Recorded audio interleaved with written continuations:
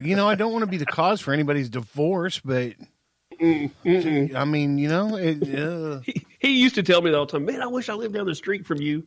Man, you'd be divorced if you did. no, you don't. You'd be single. Single as a mofo, man. Dreamer would not put up with our shit. No, she wouldn't. Not at all. I can't see anything Dreama would put up from us, and even as good as some of our podcasts are, and as funny as they can be, I can just imagine her just laughing on the inside, but sitting there with Kicking just a her straight shins on the outside. yeah, straight face on the outside, looking mad. I don't know, man. I'm kind of afraid of her.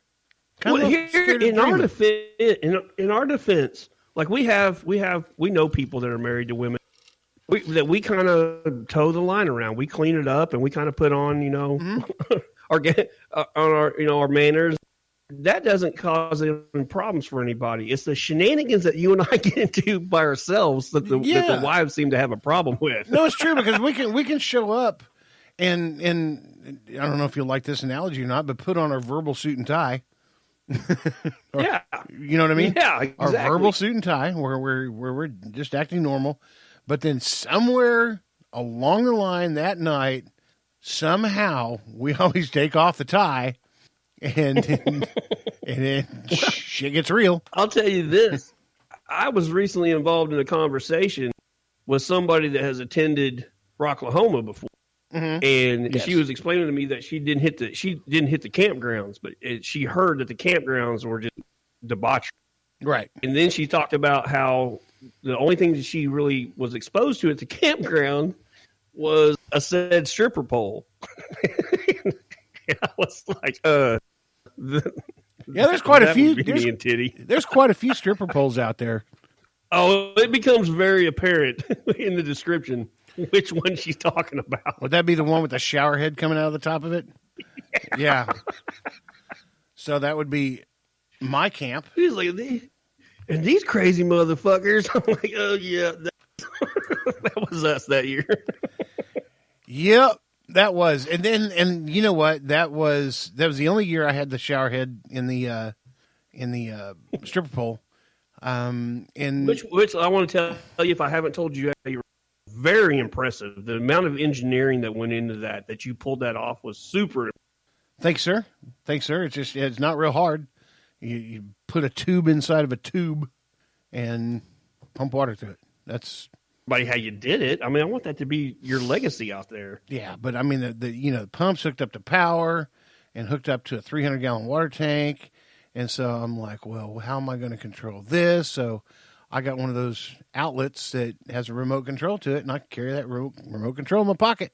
And if I saw somebody get on that stripper pole that didn't need to be on there, I mean, if she's 420 pounds and looking like she might upset that, yeah, you turn on that shower head and either A, they're going to turn into a white snake chick, or B, they're going to haul ass because they're getting wet. And this one hauled ass. I had totally blocked that memory out until you started telling that story. That big girl? That girl drank enough. She thought she was 120 pounds and she was getting down, man.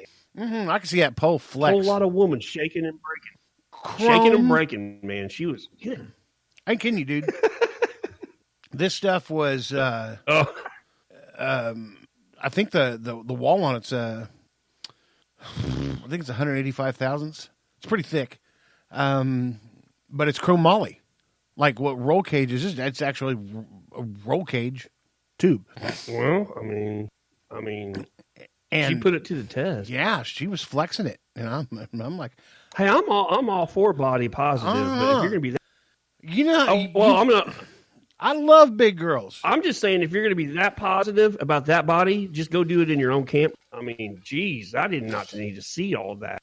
No, and secondly, don't break my stuff. Don't. A lot of time and energy. Yeah, in that. Every year I always have something broken, whether it's a chair. But I put a lot of time and a lot of love and a lot of manufacturing into that stripper pole.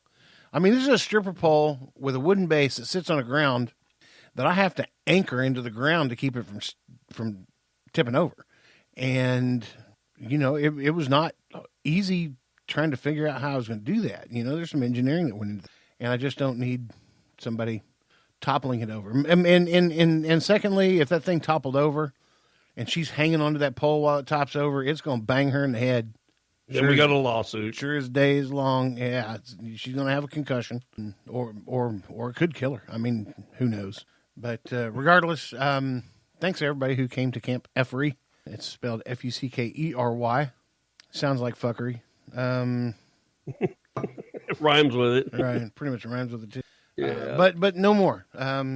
It's too expensive, and it was too much work. It really was a lot of work, and I know a lot of people appreciated it, and thank you for that. But I also appreciate being able to go watch music and come back and setting things up and getting stuff ready for a party. Go party myself. And last year was pretty fun. I'm not even sure if we'll go this year, to be honest with you. And it has nothing to do with not knowing who's going to be there. It just pretty much has everything to do with they move the stages around, and I'm just not real happy with the feng shui of the joint. So unless they promise to move it back, I'm not going to go.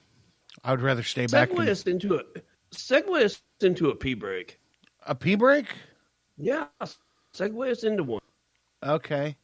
I got to go pee. Bye. Man, that was some good peeing.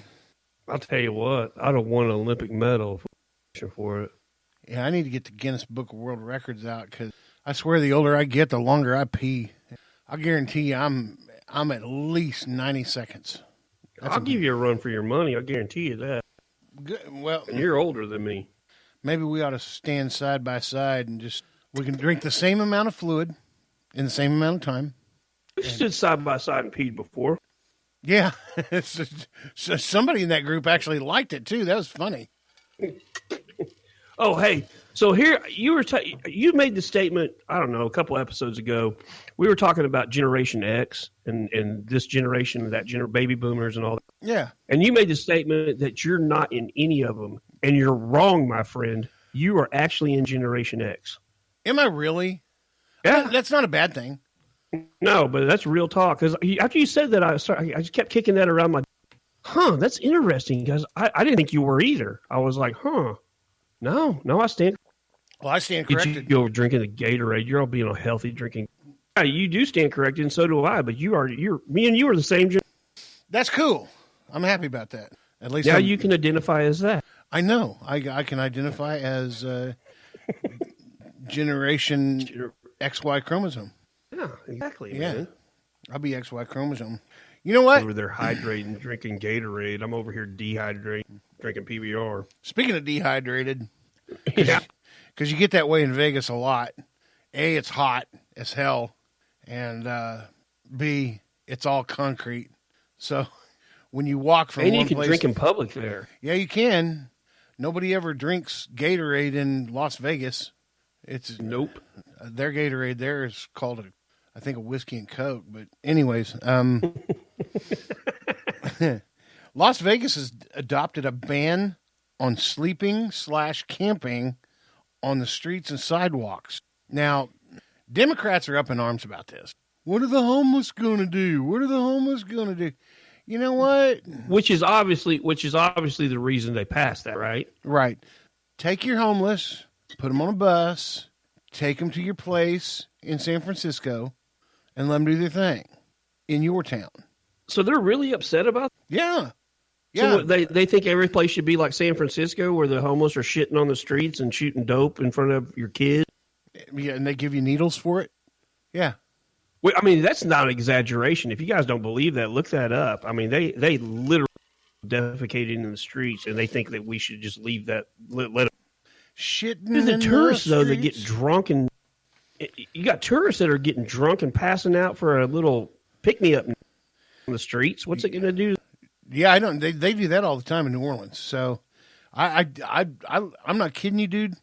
I stepped over 3 or 4 people on the sidewalk who were just past smooth Just out out. cold. Yeah, just out cold, Dude, I don't know if it was the last time. My brother and I were in Vegas one time, and there's a dude on a bus stop bench, quote unquote, passed out. I mean, out cold. So my brother's like, "Hey man, get your camera." You're like, "Okay," and he's like, "Take some pictures of me with this fool." So we snap some pictures of my brother with this dude that's on this bench. And we go and do some touristy things and go and sightsee, which by sightsee, I mean just go to a bunch of different places and drink a whole. And when we come back, there's crime scene tape roped off around that bus stop bench. That dude's dead. He DRT'd, man, right there. We took a bunch of pictures of my brother with a body. Yeah.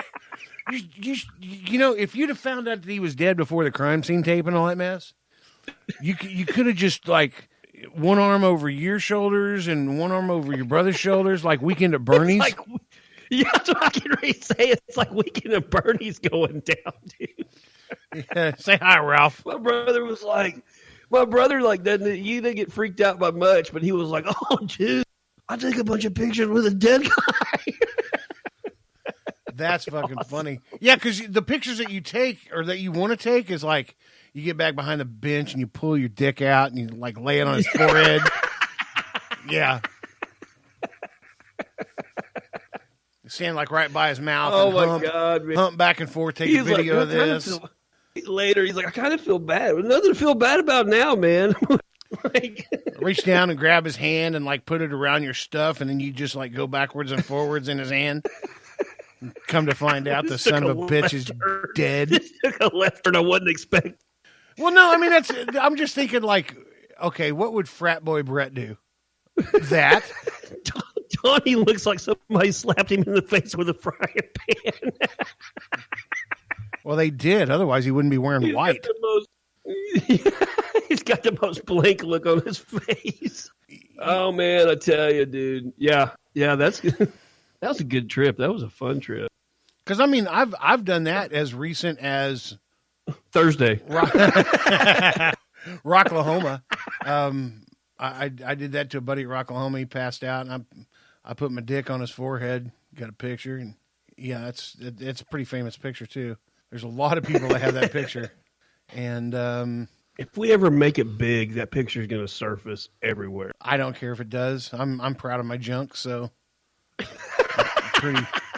pretty happy with it. Actually, that'd probably is that really the promotional poster you went out advertising your junk? Sure. Sure. Why not? I'm okay with that. Yeah, that's my lightsaber. It's hilarious. I will cut your shit in half with it. This is a total shit episode. We have been all over the board. Oh, we're fixing to go all over the map again. All right, let's do it. Yeah. There's this chick. Her name is Alexandra Grant. Oh, here we go with this story. I was looking at a picture of Keanu Reeves, and I was like, that's him. That's probably him and his mom. Or wait, is that Helen Mirren? Yeah, I think that's Helen Mirren. She does resemble her. Yeah, I was like, well, oh, okay, that's cool. Maybe they just kind of took each other's dates. I didn't know he was in a movie with Helen Mirren, but let's go do some looking. And nope. Her name is Alexandra Grant, and she's his girlfriend, and she looks like his mom. You and I talked about this earlier. And what did you say she looked like? She looks like a professor from Hogwarts. True story. Like she should have like a wizard. She looks like she's had a wizard hat on, a robe, and a magic wand. Yeah. I don't know why I get that vibe. He doesn't do anything but promote that vibe. Like standing next to him, I'm like, these look like people that are like, and like an English teacher at Hogwarts. And she should feel pretty safe because Keanu Reeves is a mother fricker at three gun and martial arts. Keanu Reeves is handy with the iron. And handy with his hands, too. I mean, he can flip you. That's what she said. He can flip you, but then we got to talking. How long have they been together? Is this a new relationship, or has this been going on? I have no idea. And the thing about it is it's hard to find stuff out like that with Keanu Reeves because he's such a quiet, private person. He's so private. Yeah. Which is great, for him. I had chalked him up to be kind of in the useless pile as far as actors go, until he came out with John Wick, and then I was like, oh. Yeah, I was going to say, wait a minute. he's kind of a